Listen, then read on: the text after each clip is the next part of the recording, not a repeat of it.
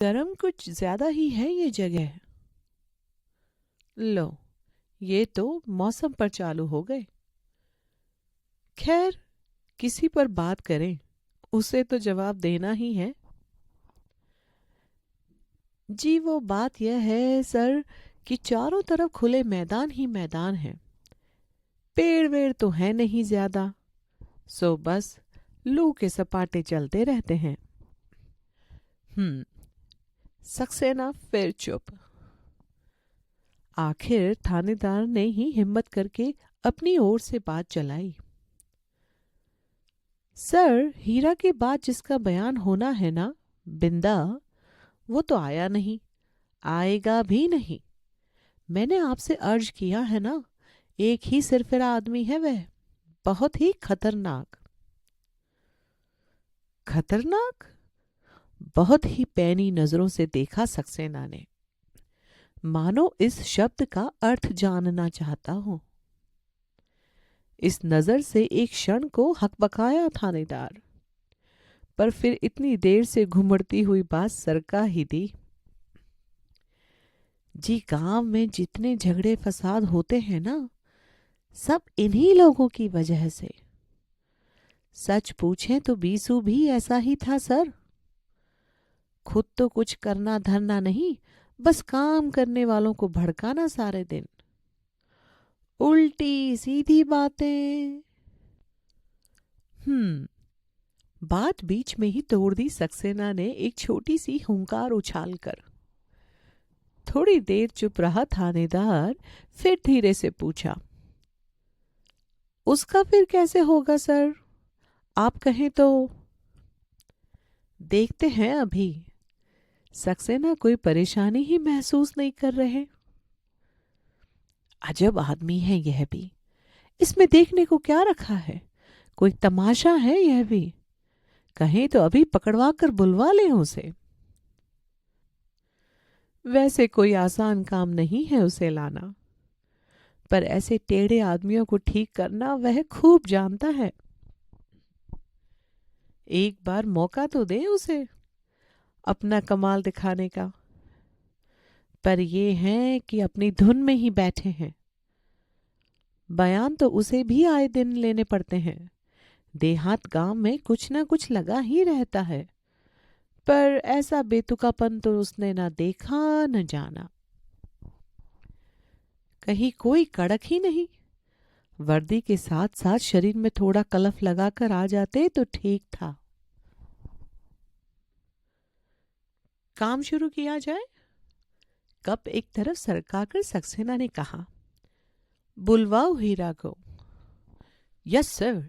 तपाक से आदेश को सरकाया थानेदार ने, पर मन में कहीं उभरा, घिस्सू कहीं का।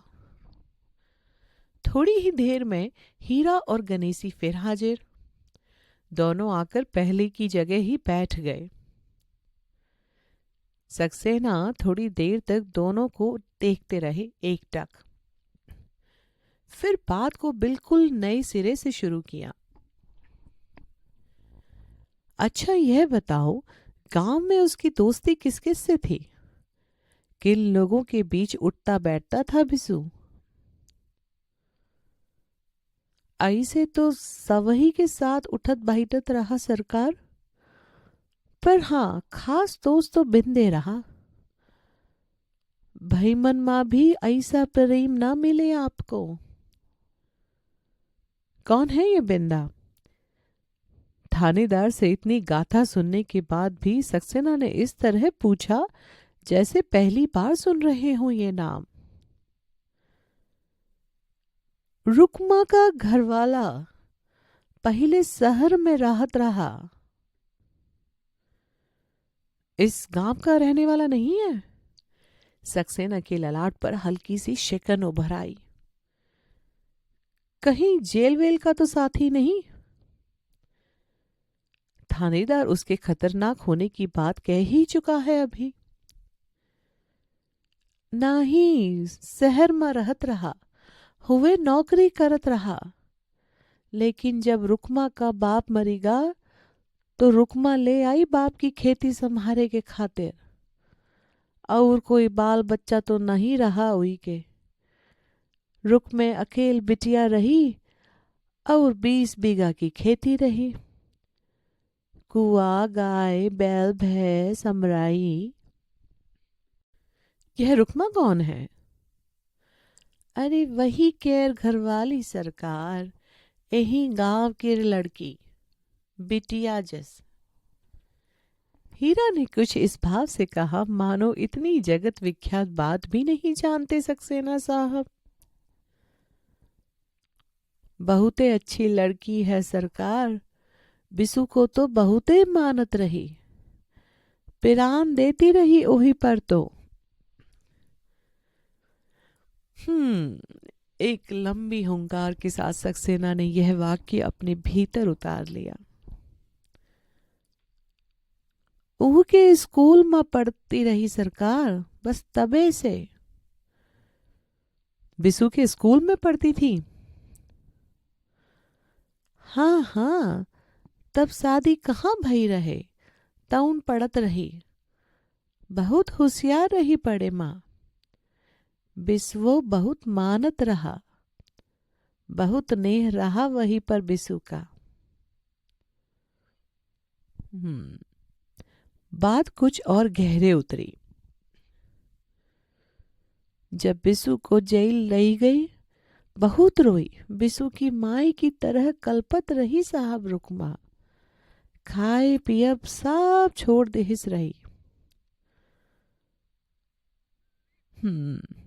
बात तल में जाकर जम गई और बयान की हर पंक्ति रेखांकित होती चली गई।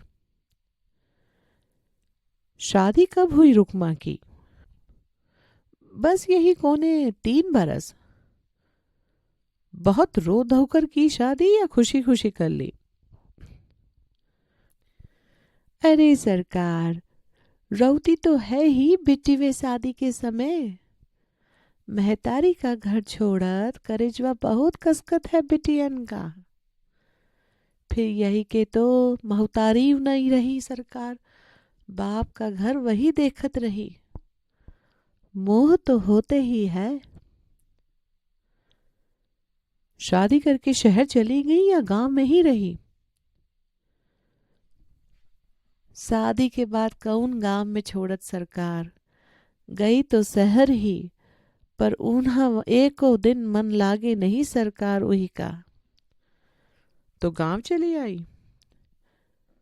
और का, बाप की बीमारी में आई तो फिर के गई वे नहीं।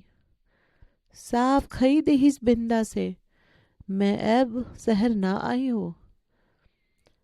आवे का होई तो बिंदा आवे, नहीं तो रहे अपना शहर में। वो तो अब बाप की खेती देखे। बस फिर बाप के मरे पे बिंदा वो गांव आई रहा। तल में बैठी बात पर मोहर लग गई। तो बिसु की जान पहचान कैसे हुई बिंदा से? वह तो जेल में रहा होगा उस समय। जेल से छुट्टी के जब आवा तब भई सरकार। जब बिसु छुट्टी कर आवा तो बहुते खुश भई रहे रुकमा। रुकमा की खुशी की याद क्षण भर के लिए हीरा के चेहरे को भी हुलसा गई। फिर का सरकार, जेल से छूटे के बाद जौन बहुत गुमसुम बहुत चुप रहत रहा हमार बिसुआ, तउन रुकमा रोजे बिंदा के लई के आवत रही, बिसुआ से बोले बतियावे। वही ठीक हो के हिस बिसुआ को। लिखना खत्म हुआ तो एक क्षण पेन को मेज पर टकोरते रहे सक्सेना, जैसे कुछ सोचने लगे हों। फिर पूछा, तो इसका मतलब यह हुआ कि बहुत पुरानी दोस्ती नहीं थी बिंदा और बिसु की, जैसे बचपन की दोस्ती होती है? ना ही, वो तो रुकमा से रही। बिंदा से तो यह 6-7 महीने कह रहा है। मुद्दा अगर आप देखत सरकार तो जान परत जानो बचपन की नहीं पिछले जन्म की दोस्ती आए। जरूर पिछले जन्मे का संजोग रहा कोई सरकार, नहीं तो ऐसा प्रेम। अच्छा, कभी लड़ते भी थे दोनों आपस में? अरे खूब लड़त रहे सरकार, मार जोर जोर से लड़त रहे। एकाएक हीरा के झुर्रियों भरे चेहरे पर वात्सल्य की तरलता झलकने लगी, मानो सामने ही बीसू बिंदा लड़ रहे हों। किस किस बात पर लड़ते थे? प्रश्न पूछने के साथ ही सक्सेना ने अपनी निगाह पहनी और सूंघने की शक्ति को तेज कर लिया। न जाने कौनी कौनी बातन पर, ऐसी बत कही कि बस। बिंदु पढ़े लिखे हैं ना सरकार, फिर शहर का रहवैया, अब हम कहाँ उनकी बातन का समझ सके सरकार। बतियात बतियात जो लड़ पड़े तो लड़त रहत। अच्छा यह बताओ, रुकमा अपने आदमी के साथ खुश है? बहुत खुश है सरकार, एक बेटवो है 1.5 बरस का। 2 मिनट चुप रहकर कुछ सोचते रहे सक्सेना। फिर उन्होंने कुछ लिखना शुरू किया और हीरा जैसे बिसु की उन पुरानी यादों में खोया रहा। कोई 5 मिनट तक कुछ लिखते रहे सक्सेना। फिर बात को दूसरी ओर घुमाते हुए पूछा, अच्छा यह बताओ, गांव में दुश्मनी थी उसकी किसी से? हीरा चुप। किसी से लड़ाई या दुश्मनी थी उसकी? डरो नहीं, बोलो।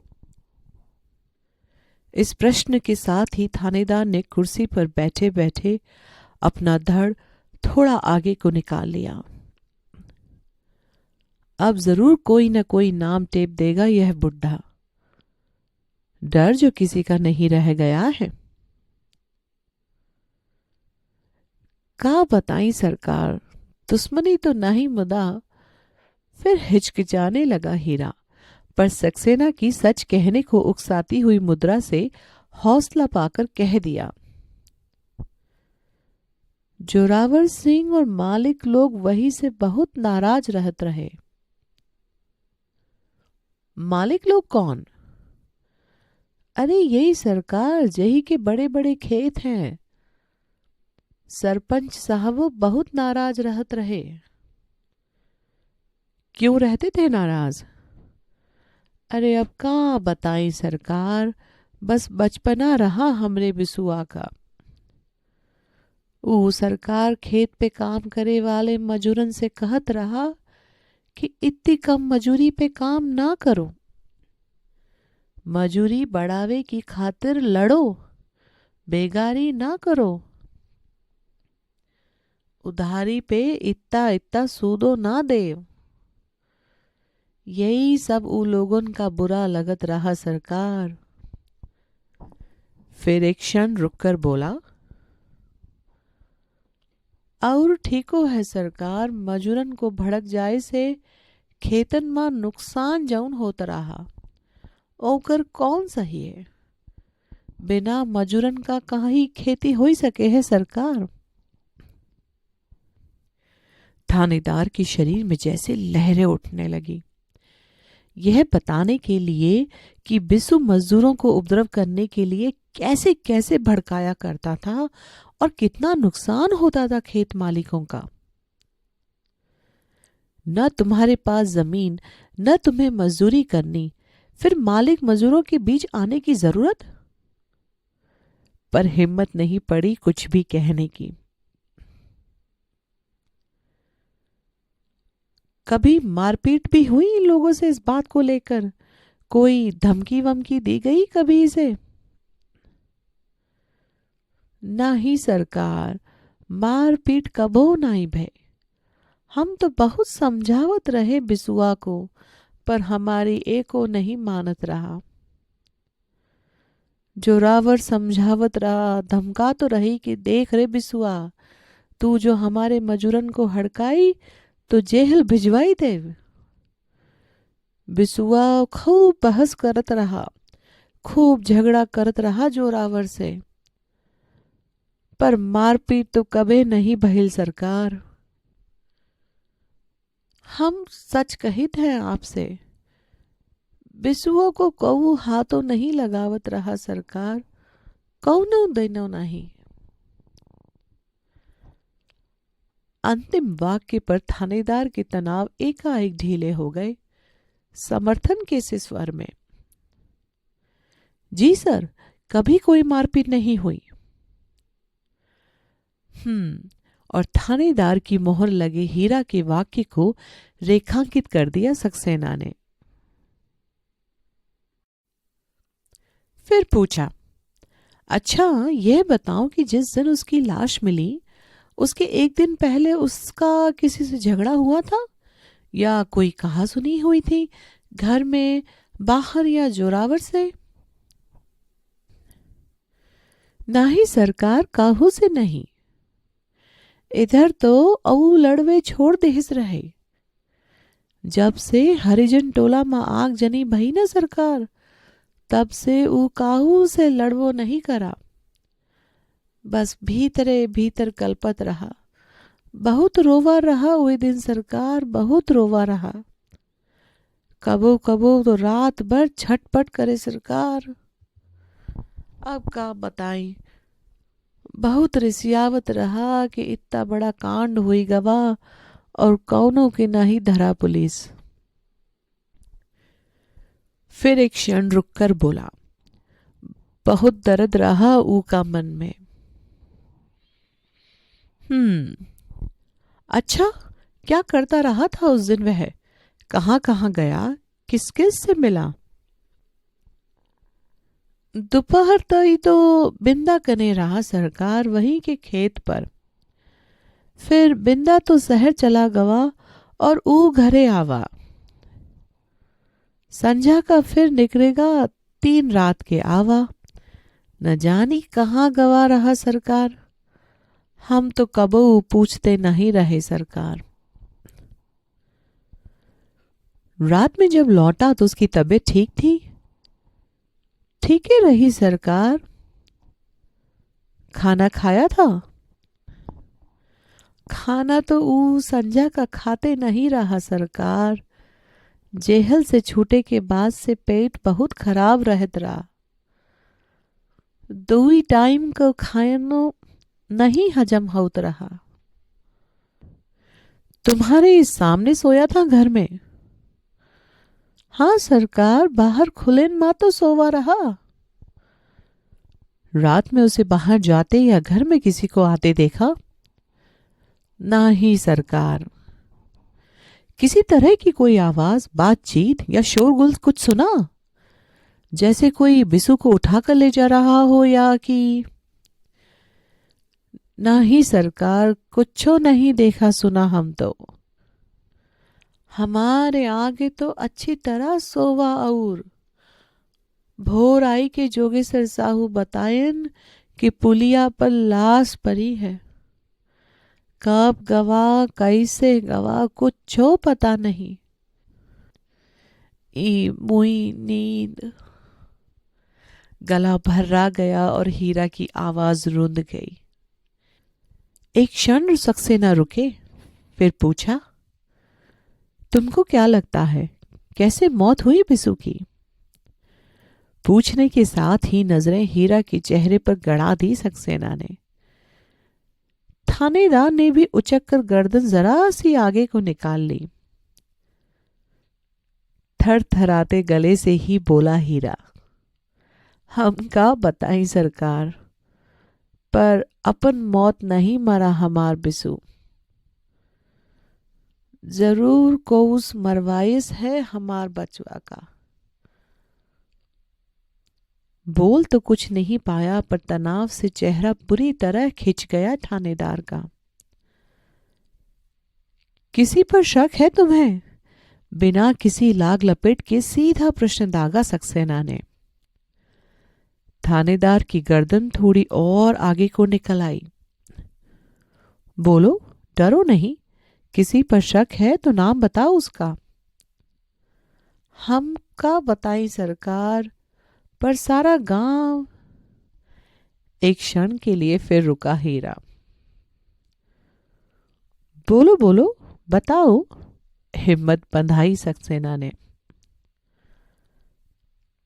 सारा गांव जोरावर सिंह का नाम ले रहा है सरकार। इस बार चुप नहीं रहा थानेदार।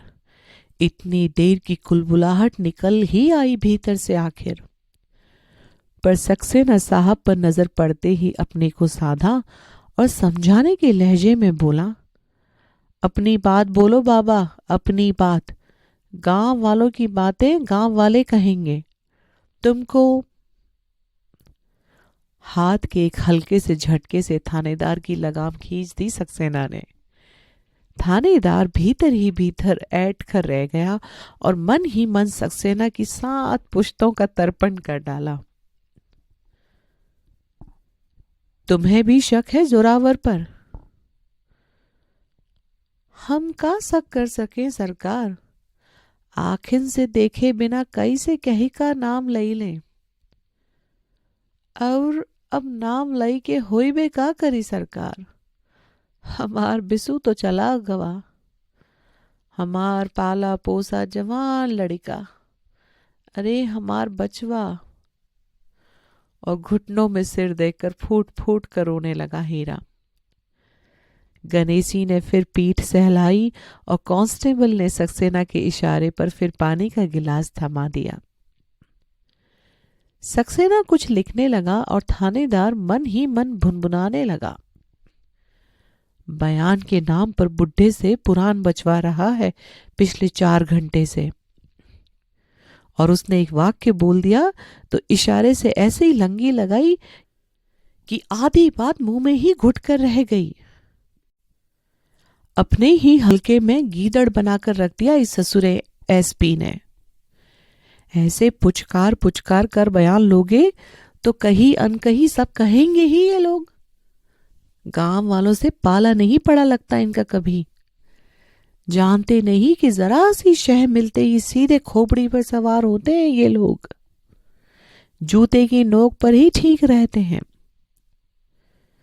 अभी तो बिंदा जाने क्या गुल खिलाएगा। फाइल से सिर उठाकर सक्सेना ने कहा, अच्छा बाबा, अब तुम जाओ।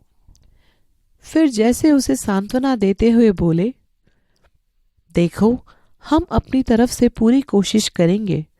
खूब अच्छी तरह छानबीन करेंगे। बस थोड़ा धीरज रखो। जरूर पता लगाएंगे कि आखिर मौत कैसे हुई बिसु की। सक्सेना के इस आश्वासन से ही थानेदार के गले में जैसे कुछ फंसने लगा।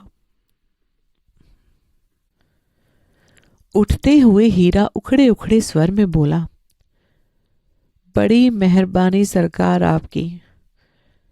फिर एक गहरा निश्वास छोड़कर बोला, मुदा पता लगा इनके का हुई। हमार बिसु तो लौट के आवे से रहा। अब ना आवे का बिसु, अब तो बस चले गवा। और कुर्ते की बाह से आंखें पोंछता गणेशी के हाथों में थमा धीरे धीरे हीरा बाहर हो गया। हीरा के जाते ही सक्सेना ने अपना सिर कुर्सी की पीठ पर दिया और आंखें मूंद ली। लगा जैसे वे एकाएक बहुत थक गए हैं। थानेदार उनके अगले आदेश की प्रतीक्षा करता रहा। थोड़ी देर बाद सक्सेना सचेत हुए, कलाई उठाकर घड़ी देखी। फिर कुछ सोचते हुए बोले, बिंदा का बयान अब कल के लिए ही रख लेते हैं। आया भी नहीं है वह, और वह तो कल भी नहीं आएगा सर। आदमी तो मैं आज फिर भेज दूंगा आप कहेंगे तो, पर वह आएगा नहीं। बुलाने पर ना आए तो हथकड़ी डालकर ला सकते हैं, पर उसे डर नहीं किसी बात का। मैंने कहा ना सर, बहुत खतरनाक। ठीक है, कल ही देखेंगे। बिंदा के खतरनाक पने से तनिक भी विचलित हुए बिना सक्सेना ने कहा, और फिर अपने साथ लाए कांस्टेबल को आदेश दिया कि कागज फाइलें समेटे और एकदम उठ खड़े हुए। यह क्या सर, खाना यहाँ नहीं। यह कैसे हो सकता है सर, खाने का पूरा इंतजाम किया है आपके लिए। वैसे भी शहर पहुंचते पहुंचते बहुत अंधेर हो जाएगी। गर्मी भी तो कितनी है सर, तबीयत वबीयत नहीं, कोई खास देर नहीं होगी, 40 मिनट में पहुंच जाएंगे। खाने के बाद निकलना तो और भी मुश्किल होगा। तो थोड़ा आराम कर लीजिए सर, खाने का इंतजाम तो पंचायत घर में है, सोने का सरपंच साहब के यहाँ हो जाएगा। बहुत खुश होंगे सरपंच साहब। सक्सेना एक क्षण चुप होकर कुछ सोचने लगे। थानेदार और उत्साह में आ गया। चलिए सर, 5 मिनट में पहुंच जाते हैं। 2-2.5 मील तो है कुल। सर बहुत खुशी होगी हम सबको और गांव वालों को यदि आप भोजन यही करेंगे तो। बयान लेने के लिए आप खुद आ रहे हैं, इससे कैसे खुशी की लहर फैली हुई है गांव में। आप अपनी आंखों से एक बार देख भी लेंगे तो। ढेर सारा आग्रह संजोकर एक तरह से गिड़गिड़ा ही रहा है थानेदार। नहीं भाई, आज तो नहीं हो सकेगा, कुछ जरूरी काम भी है। फिर जैसे उसे तसल्ली देते हुए कहा, अभी तो 2-3 दिन तक रोज ही आना है, एक दिन खाना भी हो जाएगा। कागज फाइलें सिमट गई तो सक्सेना बरामदे में आई। उन्होंने वहीं से देखा, दूर पेड़ के नीचे छितराया हुआ लोगों का समूह इस समय हीरा गणेशी के इर्द गिर्द सिमटाया है। एक हल्की सी मुस्कान उनके होठों पर फैल गई। फिर धीरे धीरे 2 सीढ़ियां उतरकर वे अहाते में आए। थानेदार भी ताबेदारी मुद्रा में लेफ्ट राइट करता हुआ साथ चला। जीप में बैठकर सक्सेना ने कहा, देखो, बिंदा के पास आदमी भेजने की जरूरत नहीं, मैं अपना आदमी भेजूंगा उसके पास। और थानेदार इस बात को पूरी तरह समझे न समझे, तब तक एक और आदेश मिला, अफसरी मुद्रा और सख्त आवाज में लिपटा हुआ। बिंदा के बयान के समय कमरे में कोई नहीं रहेगा, सिर्फ मैं और वह।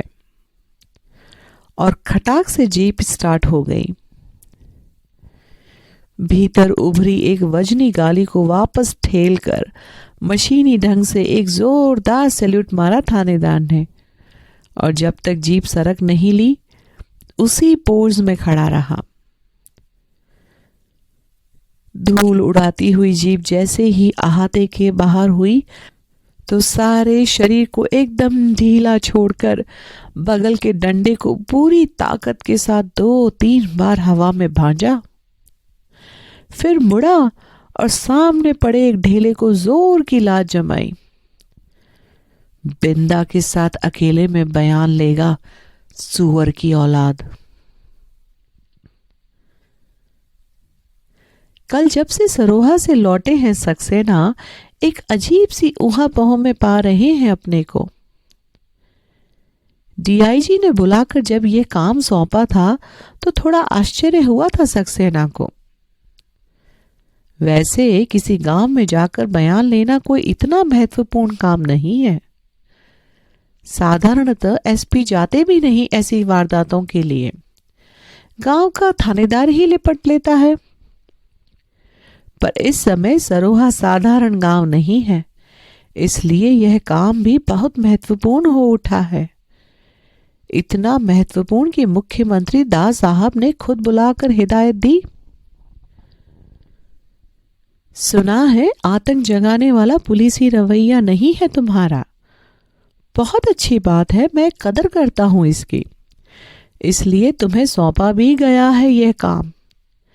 एक बार फिर से बयान लो लोगों के, और इस तरह पेश आओ कि हिम्मत और हौसला जगे लोगों का, और वे अपनी बात कहें, बिना झिझक और डर के कहें। हमें लोगों का विश्वास जीतना है। रोम रोम पुलकित हो उठा था सक्सेना का और कृतज्ञता में डूबा हुआ यस सर बड़ी तपाक से निकला था। सख्ती किसी के साथ नहीं हो और किसी तरह की भी नहीं हो, इस आदेश के साथ अपनी बात का समापन किया था दास साहब ने। तो सक्सेना के अपने मन में बड़ी हिम्मत और हौसला जगने लगा। लौटे तो बेहद खुश। बस दास साहब का एक ही वाक्य रह रहकर मन में गूंजता रहा।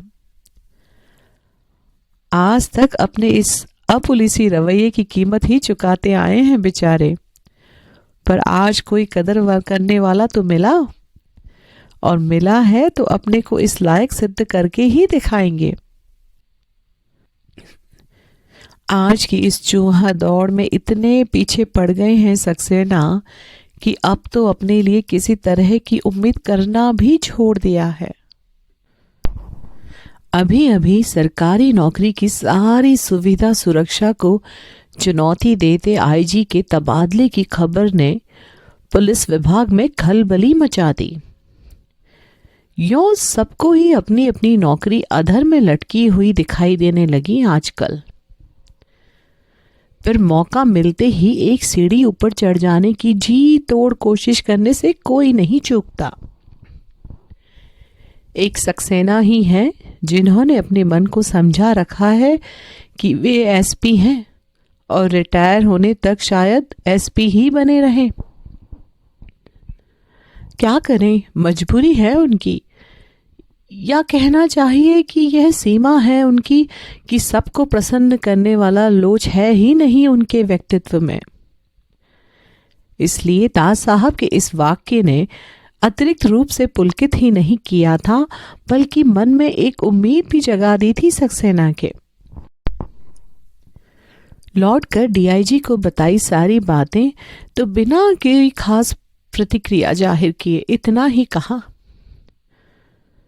बहुत गौर से सारे केस को देख चुका हूं और रिपोर्ट भी करीब करीब तैयार ही है। It's a clear case of suicide. आप यह रिपोर्ट देख लीजिए, कोई छोटा मोटा चेंज करना हो तो कर दीजिए, वैसे कोई खास जरूरत नहीं है। लेकिन बयान सबके लीजिए और पूरे लीजिए।